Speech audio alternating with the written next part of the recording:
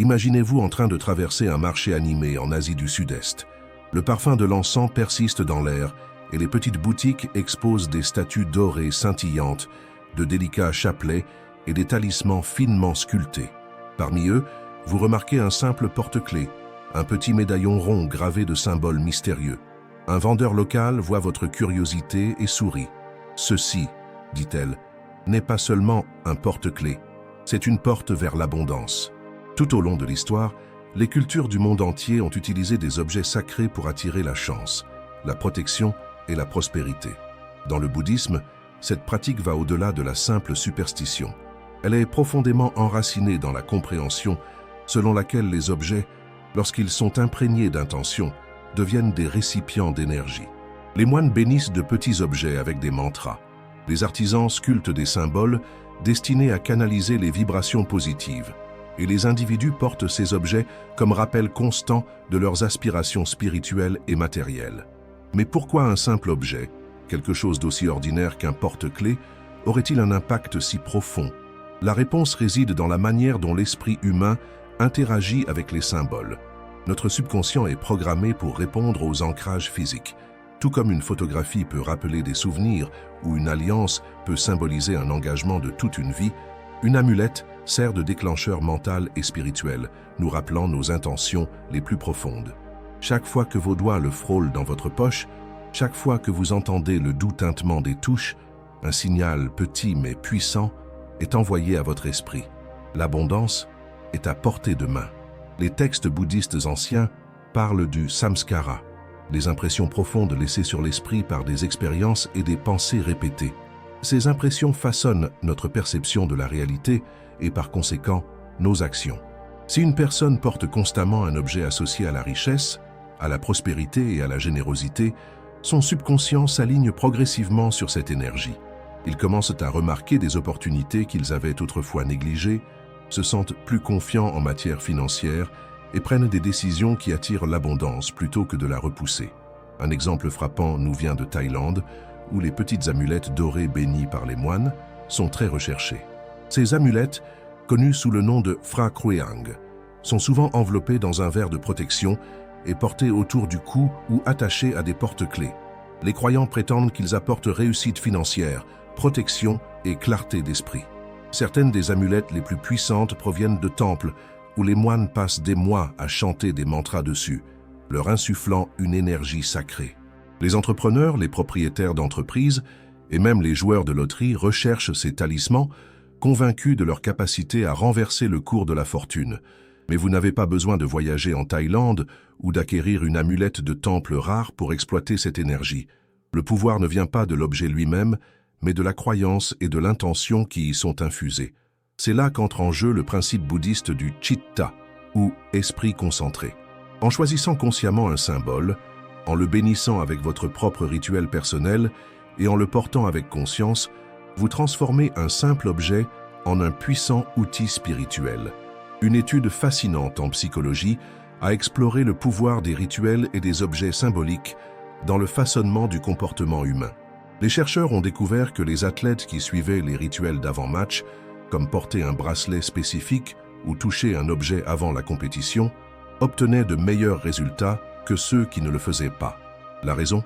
Ces actions programment l'esprit pour réussir, réduisant l'anxiété et renforçant la confiance. De la même manière, porter un porte-clés lié à la prospérité crée un renforcement silencieux mais constant de vos objectifs financiers. Ce n'est pas de la magie, c'est un alignement mental avec l'abondance.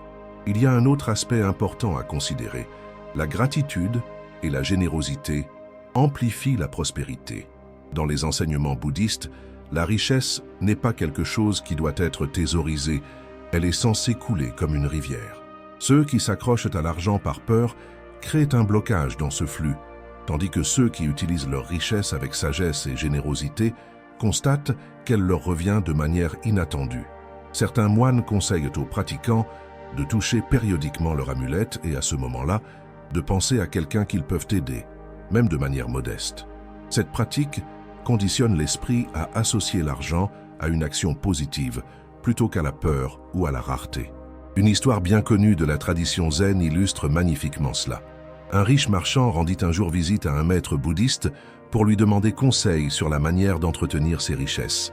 Le maître lui tendit une petite pierre lisse. « Emportez ceci avec vous », a-t-il dit, « et chaque fois que vous le touchez, rappelez-vous, la vraie richesse est la capacité de donner. » Le commerçant a suivi les conseils et au fil du temps, il a découvert que chaque fois qu'il sentait la pierre dans sa poche, il était inspiré à prendre des décisions généreuses, aider les employés en difficulté, investir dans des projets communautaires et financer des temples. Bizarrement, plus il donnait, plus son entreprise prospérait. Cela révèle une vérité profonde.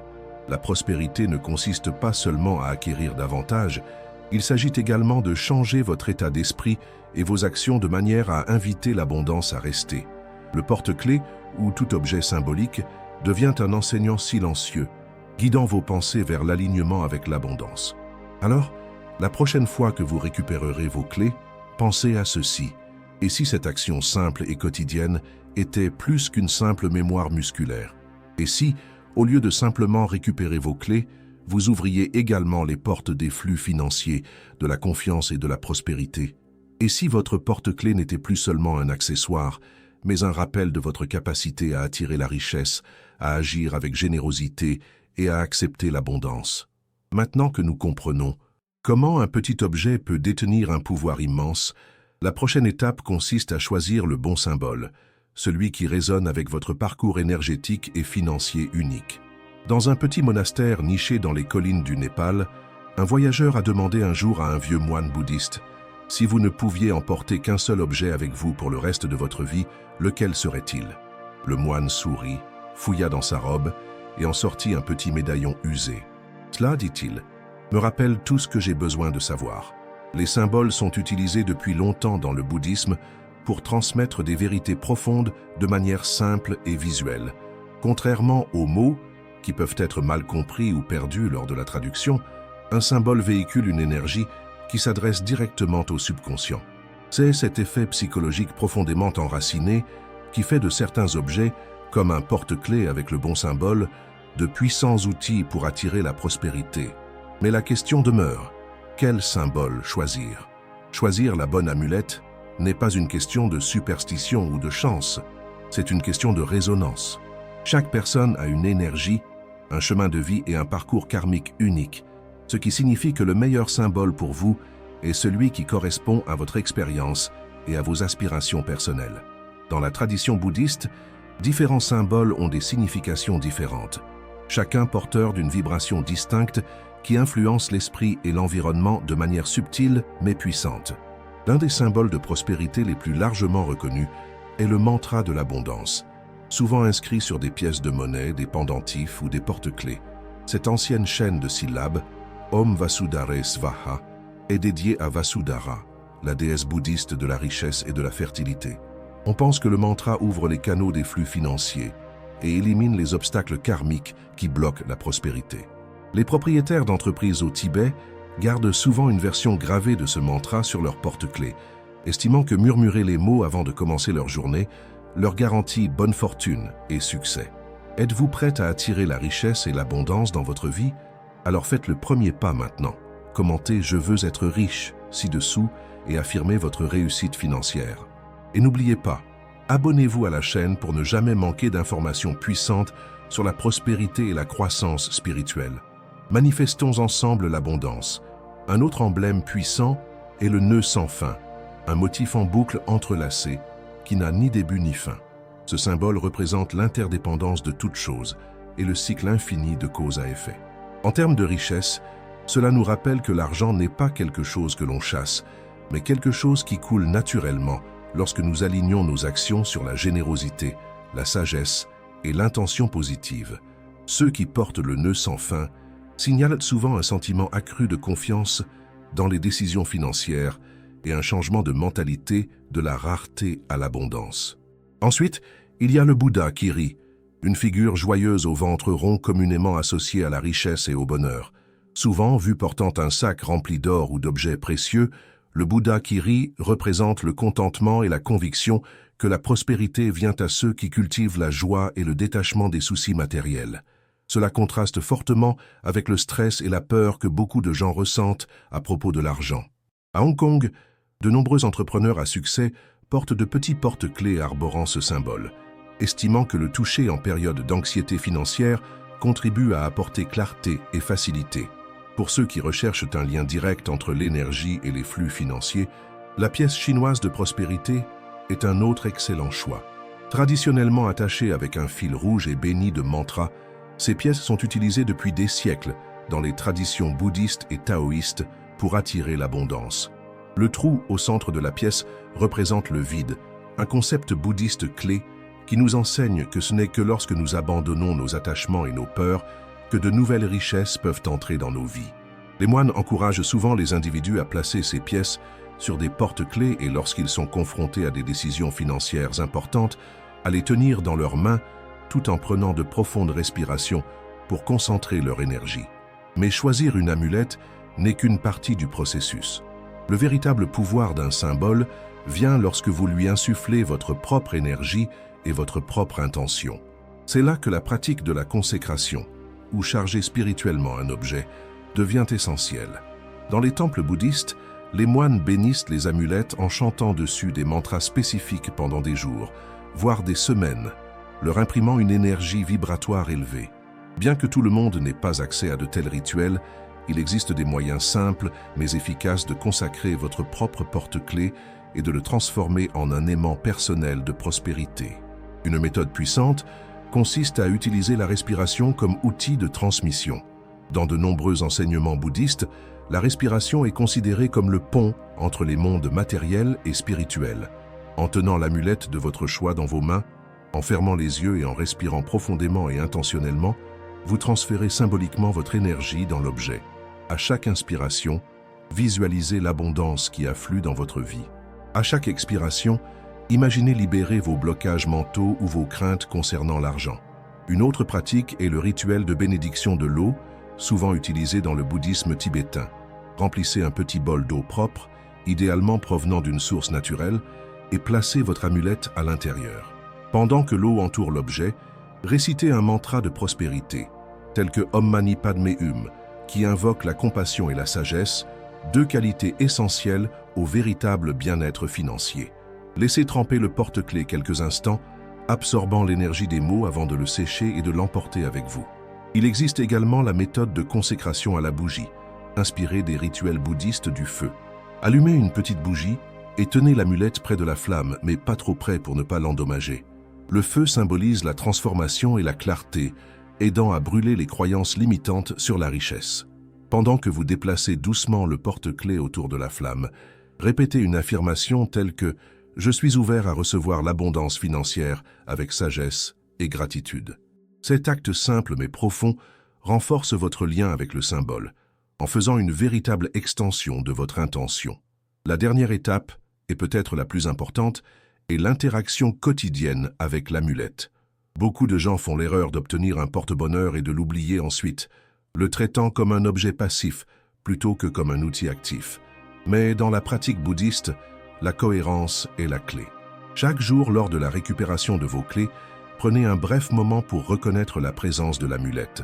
Touchez-le, respirez profondément et fixez-vous une intention financière pour la journée, qu'il s'agisse d'attirer de nouvelles opportunités, de faire des investissements judicieux ou de pratiquer la gratitude pour ce que vous possédez déjà. Cette petite habitude peut sembler insignifiante, mais au fil du temps, elle crée un changement subconscient qui transforme votre façon de penser et d'agir en matière d'argent. Prenons l'histoire d'un homme d'affaires japonais qui a hérité d'un magasin familial en difficulté.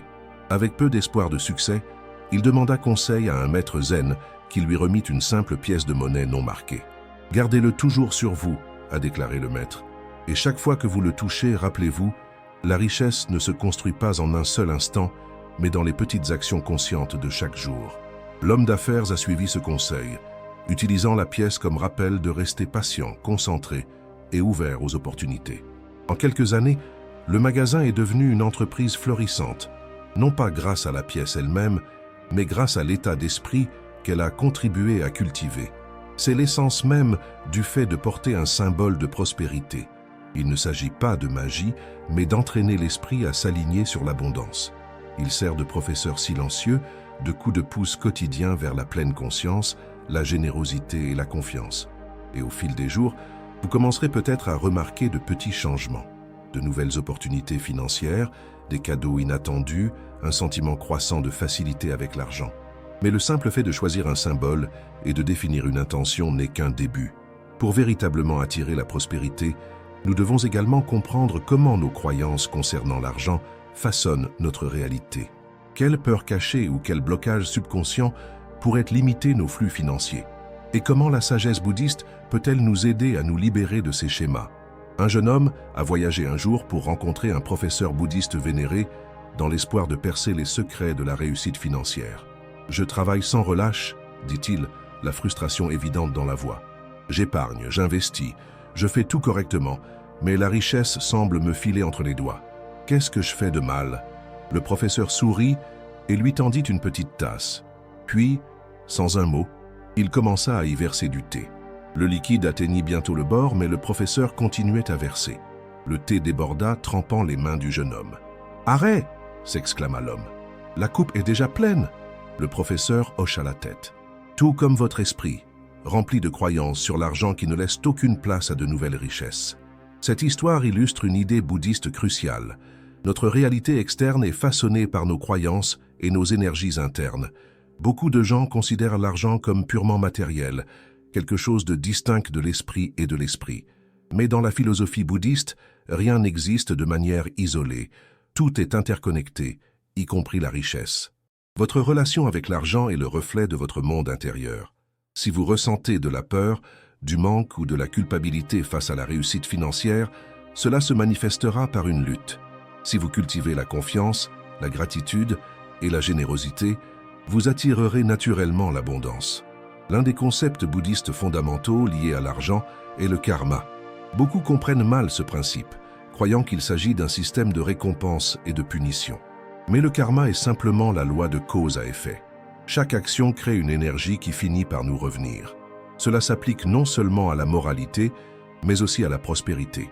Si nous agissons avec cupidité, malhonnêteté ou désespoir en matière financière, nous créons des blocages énergétiques qui limitent notre succès. Si nous agissons avec intégrité, générosité et sagesse, nous ouvrons la voie à la richesse pour qu'elle coule sans effort. Une étude fascinante menée par des psychologues a exploré le lien entre l'argent et l'état émotionnel. Les participants ont reçu une somme d'argent et ont été invités à la dépenser pour eux-mêmes ou à la donner à d'autres. Ceux qui l'ont dépensée pour d'autres ont signalé des niveaux de bonheur plus élevés, une plus grande confiance dans leur stabilité financière future et même une productivité accrue dans leur travail. Cela correspond parfaitement aux enseignements bouddhistes. L'argent, lorsqu'il est utilisé avec sagesse et gentillesse, se multiplie au-delà du gain matériel. En Thaïlande, les moines conseillent souvent aux propriétaires d'entreprises de pratiquer le dana, l'acte de donner sans attendre de retour. L'idée est simple. En libérant l'attachement à l'argent et en l'utilisant à bon escient, nous renforçons un état mental d'abondance plutôt que de pénurie. Un commerçant qui donne régulièrement une petite partie de ses gains, que ce soit à des temples, à des œuvres caritatives ou même à des clients en difficulté, découvre souvent des opportunités financières inattendues. Sa générosité déplace son énergie, faisant de lui quelqu'un avec qui les autres veulent soutenir, faire confiance et faire des affaires. Mais la relation entre l'énergie et l'argent va au-delà de la générosité. De nombreuses personnes sabotent sans le savoir leur bien-être financier en s'accrochant à des émotions négatives concernant la richesse. Peut-être ont-ils grandi en entendant que l'argent est la racine du mal, ou associent-ils la réussite financière à la corruption. D'autres se sentent indignes de l'abondance, craignant qu'en avoir plus ne les éloigne de leurs proches ou ne change leur identité. Ces croyances profondément ancrées agissent comme des murs invisibles, empêchant la croissance financière, quels que soient les efforts déployés. Les pratiques bouddhistes de pleine conscience offrent un moyen de démanteler ces blocages cachés. En observant vos pensées sur l'argent sans jugement, vous commencez à reconnaître des schémas destructeurs. Au lieu de réagir aveuglément avec peur lorsqu'une dépense inattendue survient, vous faites une pause. Vous respirez. Vous vous rappelez que la richesse est fluide et qu'il ne faut pas s'y accrocher ou la craindre. Une pratique simple mais puissante consiste à s'asseoir tranquillement avec votre amulette de prospérité, votre porte-clés, votre symbole d'abondance, et à répéter mentalement « J'accueille la richesse avec gratitude et sagesse ». Au fil du temps, cela recable le subconscient, remplaçant la rareté par l'ouverture. Un autre enseignement bouddhiste, qui influence profondément la richesse, est l'impermanence. Tout dans la vie est en constante évolution. L'argent, les opportunités et même les difficultés. Pourtant, de nombreuses personnes s'attachent de manière rigide au haut et au bas financier. Lorsqu'ils ont de l'argent, ils se sentent en sécurité. Quand ils le perdent, ils se sentent comme des échecs. Cet attachement crée de la souffrance. La clé est de cultiver l'équanimité, une stabilité intérieure qui n'est pas affectée par les fluctuations externes. Un entrepreneur à succès qui adopte cet état d'esprit ne panique pas face au revers, car il comprend que la richesse, comme toute chose, va et vient. Au lieu de réagir avec peur, il s'adapte, apprend et continue d'avancer. Une histoire zen bien connue illustre ce point. Un homme riche a perdu sa fortune du jour au lendemain à cause d'un krach boursier inattendu. Dévasté, il rendit visite à un maître zen pour lui demander conseil. Le maître lui tendit une pierre et lui dit « Mettez-la dans votre poche. Chaque fois que vous la touchez, rappelez-vous, ce moment est temporaire. » L'homme a suivi les conseils, et chaque fois que des difficultés financières survenaient, il touchait la pierre et se souvenait. L'argent est comme la marée, toujours en mouvement, jamais stagnant. Au fil du temps, il a cessé de craindre la perte et a commencé à prendre des décisions avec plus de clarté et de calme. Bientôt, sa situation financière s'est améliorée, non pas grâce à la chance, mais parce qu'il s'est libéré de l'emprise paralysante de la pénurie. Cela nous amène à un autre aspect crucial de l'énergie et de l'argent, l'intentionnalité. Les moines bouddhistes disent souvent « là où va l'attention, l'énergie circule ». Si vous vous inquiétez constamment des dettes, des factures ou du manque, vous renforcez inconsciemment la pénurie. Mais si vous vous concentrez sur les possibilités, la créativité et la gestion judicieuse de la richesse, vous en attirez davantage. Un moyen pratique d'appliquer cela consiste à dépenser consciemment. Avant d'effectuer un achat, prenez un moment pour reconnaître son objectif. Demandez-vous, est-ce conforme à mes valeurs? Est-ce que cela soutient mes objectifs à long terme? De nombreuses personnes dépensent inconsciemment, comblant les vides avec des biens matériels qui n'apportent qu'une satisfaction passagère. La pratique bouddhiste encourage les dépenses conscientes, garantissant que l'argent circule de manière à nourrir à la fois soi-même et le monde. Considérez l'histoire d'une femme qui a modifié sa situation financière grâce à cette pratique. Aux prises avec ses dettes, elle a décidé d'appliquer la pleine conscience bouddhiste à ses dépenses. Au lieu de considérer l'argent comme une source de stress, elle considérait chaque dépense comme une opportunité de renforcer ses valeurs. Elle a choisi de dépenser en expérience plutôt qu'en objets, de soutenir des entreprises éthiques et d'investir dans sa croissance personnelle. Ce faisant, sa relation avec l'argent est passée de la peur à l'autonomisation. Et avec ce changement, de nouvelles opportunités financières ont naturellement émergé. En fin de compte, la richesse n'est pas une question de montant sur un compte bancaire, mais plutôt de l'énergie que vous consacrez aux questions financières. Si vous abordez l'argent avec peur, résistance ou désespoir, il vous semblera toujours insaisissable. Mais si vous cultivez la confiance, la gratitude et la sagesse, la prospérité coule facilement. C'est pourquoi porter une petite amulette significative, qu'il s'agisse d'une pièce de monnaie bouddhiste, d'un porte-clés portant un mantra ou d'un autre symbole, constitue un rappel quotidien de ces principes. Chaque fois que vous le touchez, vous renforcez une énergie d'abondance. Mais les symboles et la mentalité ne suffisent pas à eux seuls. Pour activer pleinement la prospérité financière, vous devez vous engager dans une action cohérente et intentionnelle. La dernière pièce du puzzle consiste à apprendre les rituels spécifiques et les habitudes quotidiennes qui renforcent l'abondance. Un maître bouddhiste a dit un jour « Nous n'attirons pas ce que nous voulons, nous attirons ce que nous sommes ». Cette vérité profonde s'applique autant à la richesse qu'à tout autre aspect de la vie. Vous comprenez maintenant que la prospérité n'est pas seulement une question de chiffres, de chance ou d'aléas. Elle est aussi une question d'énergie, d'état d'esprit et de pratiques quotidiennes. Vous avez appris comment les symboles et les amulettes servent de puissants rappels, comment vos croyances façonnent votre réalité financière et comment la générosité et l'intentionnalité créent un flux naturel d'abondance. Mais la connaissance seule ne suffit pas. L'action est ce qui comble le fossé entre la compréhension et la transformation. C'est pourquoi les rituels quotidiens sont si importants. Dans la pratique bouddhiste, la répétition est la clé pour maîtriser l'esprit. Tout comme les moines chantent quotidiennement des mantras pour cultiver la paix intérieure. Vous pouvez intégrer des habitudes simples mais puissantes dans votre routine pour renforcer l'abondance. Ces pratiques ne nécessitent pas des heures de votre temps. Quelques minutes seulement chaque jour peuvent créer un changement profond dans votre réalité financière. L'un des rituels les plus simples et les plus efficaces est le rituel matinal du porte-clés. Chaque matin, au moment où vous récupérez vos clés, faites une pause de quelques secondes. Tenez votre porte-clés dans votre main, sentez son poids et respirez profondément. Inspirez l'abondance, expirez les limitations. Chuchotez une affirmation telle que « L'argent me parvient avec facilité et sagesse ». Cette pratique brève mais intentionnelle donne le ton à votre journée. Au lieu de vous lancer dans le monde avec le stress ou le doute, vous commencez avec clarté et confiance en vous alignant sur l'énergie de la prospérité. Une autre habitude puissante est la touche de gratitude. Chaque fois que vous touchez votre porte-clés tout au long de la journée, que vous déverrouillez votre voiture, votre maison ou votre bureau, prenez un moment pour exprimer mentalement votre gratitude pour une bénédiction financière de votre vie. Il peut s'agir de quelque chose de petit, comme trouver une réduction sur quelque chose dont vous aviez besoin, ou de quelque chose de plus important, comme une nouvelle opportunité d'emploi.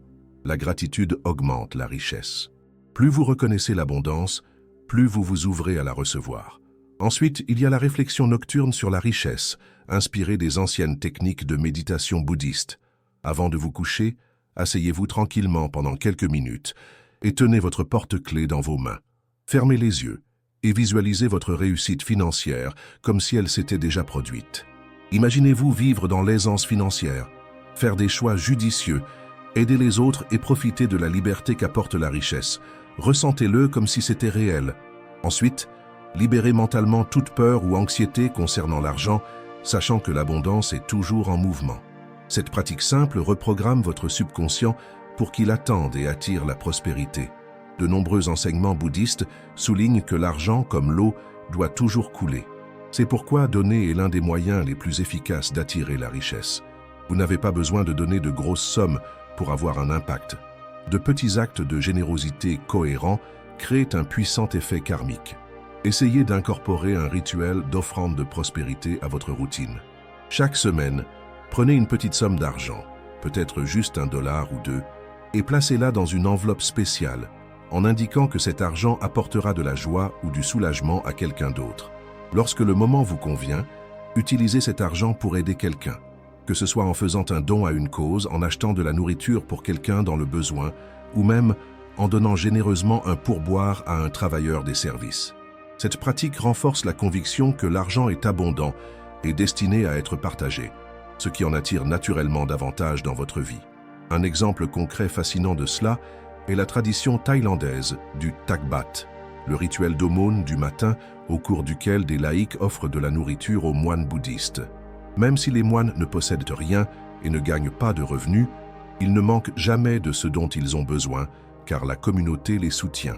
En retour, les moines bénissent les donateurs, créant ainsi un cycle de générosité et d'abondance. Ce même principe s'applique à la richesse moderne. Lorsque vous faites circuler de l'argent avec gratitude et détermination, il vous revient de manière inattendue. Une autre pratique cruciale consiste à éliminer les blocages énergétiques susceptibles d'arrêter les flux financiers. Tout comme le désordre dans une maison peut créer une énergie lourde et stagnante, le désordre financier, dettes impayées, factures ignorées ou culpabilité liée à l'argent crée des barrières invisibles à l'abondance. Prenez l'habitude de nettoyer votre espace financier. Organisez votre portefeuille, supprimez les abonnements inutiles et créez un plan financier simple, même s'il ne s'agit que d'une liste de vos revenus et dépenses. Le fait de prendre conscience de votre argent signale à l'univers que vous êtes prêt à assumer une plus grande responsabilité financière. Il existe également un pouvoir incroyable à verbaliser votre prospérité. Les mots que nous prononçons façonnent notre réalité. Alors faites attention à la façon dont vous parlez d'argent. Au lieu de dire « je suis fauché » ou « je n'en ai jamais assez », utilisez des déclarations telles que « je crée la liberté financière » ou « des opportunités de richesse me viennent toujours ». Ces petits changements remodèlent vos croyances subconscientes, vous aidant à passer d'un état d'esprit de pénurie à un état d'esprit d'abondance. En pratiquant systématiquement ces rituels simples mais efficaces, Vous créez un puissant changement énergétique qui aligne votre esprit, vos émotions et vos actions avec la richesse. Au fil du temps, vous commencerez à remarquer des opportunités financières surprenantes, des cadeaux inattendus et un plus grand sentiment d'aisance en matière d'argent. Mais n'oubliez pas que la vraie richesse n'est pas seulement une question d'argent, c'est aussi une question de liberté, de générosité et d'une profonde confiance dans le flux naturel de la vie. Alors maintenant, il est temps de mettre cela en pratique. Commencez aujourd'hui. Récupérez votre porte-clés, définissez votre intention financière et faites un petit pas vers un avenir plus riche et plus abondant. Le voyage vers la prospérité ne commence pas par un porte-bonheur, mais par l'énergie que vous lui donnez. Et avant de partir, si cette vidéo vous a interpellé, appuyez sur le bouton « J'aime », abonnez-vous à la chaîne et partagez-la avec quelqu'un qui a besoin de l'entendre. Votre soutien aide à diffuser ce message d'abondance auprès d'un plus grand nombre de personnes. Et si vous êtes vraiment prêt à accueillir la prospérité financière dans votre vie, tapez « Je veux être riche » dans les commentaires ci-dessous. Affirmons cela ensemble et rendons-le réel. La richesse est à portée de main. Maintenant, allez le réclamer.